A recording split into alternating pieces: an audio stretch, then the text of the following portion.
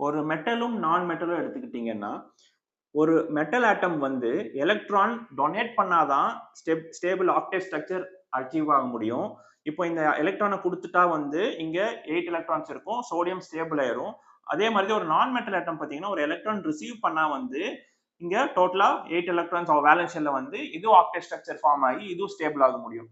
அதனால எப்பவுமே மெட்டல்ஸ்க்கு வந்து எலக்ட்ரான் கொடுக்குற டெண்டன்சி இருக்கும், நான் மெட்டல்ஸ்க்கு வாங்குற டெண்டன்சி இருக்கும். இப்படி மெட்டல் கொடுக்கும்போது மெட்டலுக்கு வந்து நெட் பாசிட்டிவ் சார்ஜா மாறிடும், நான் மெட்டல் வந்து நெட் நெகட்டிவ் சார்ஜா மாறிடும். இப்போ பாசிட்டிவ் சார்ஜும் நெகட்டிவ் சார்ஜும் பக்கத்து பக்கத்துல வச்சா ரெண்டுமே அட்ராக்ட் ஆயிரும் எலக்ட்ரோஸ்டாட்டிக் ஃபோர்ஸ் ஆஃப் அட்ராக்ஷன்னால.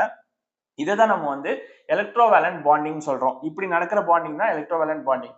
ஆனா கோவேலன்ட் பாண்டிங் எப்போ நடக்கும் அப்படின்னு பாத்தீங்கன்னா ஒரு நான் மெட்டல் ஆட்டமும் ஒரு நான் மெட்டல் ஆட்டமும் பக்கத்து பக்கத்துல வச்சா அது பாண்ட் ஆகணும். எப்படி பாண்ட் ஆகும்? இந்த நான் மெட்டல் ஆட்டமும் எலக்ட்ரான் கொடுக்காது, இந்த நான் மெட்டல் ஆட்டமும் எலக்ட்ரான் கொடுக்காது. ஸோ ரெண்டுமே எலக்ட்ரான் கெய்னிங் டெண்டன்சி தான் இருக்கு, எலக்ட்ரான் வாங்குறது தான் ரெடியா இருக்கு. அப்போ ஒரு குளோரின் ஆட்டம் ஒரு நான் மெட்டல் ஆட்டமும் இன்னொரு நான் மெட்டலும் சேரணும்னா ஒரே ஒரு வழிதான் இருக்கு, எலக்ட்ரான்ஸை ஷேர் பண்ணணும். அதுதான் கோவேலன்ட் பாண்டிங்ல நடக்கும்.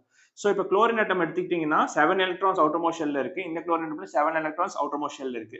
இது என்ன பண்ணும்னா ஒரு குளோரின் ஆட்டம் இன்னொரு குளோரின் ஆட்டம் பக்கத்துல வரும்போது ஒரு பேர் ஆஃப் எலக்ட்ரானை ரெண்டுமே ஷேர் பண்ணிக்கும். ஓகேங்களா?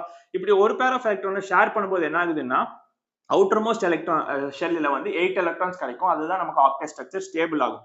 1 2 3 4 5 6 7 8 இந்த மாதிரி இந்த ஆட்டமுக்கும் 8 இந்த ஆட்டமுக்கும் 8.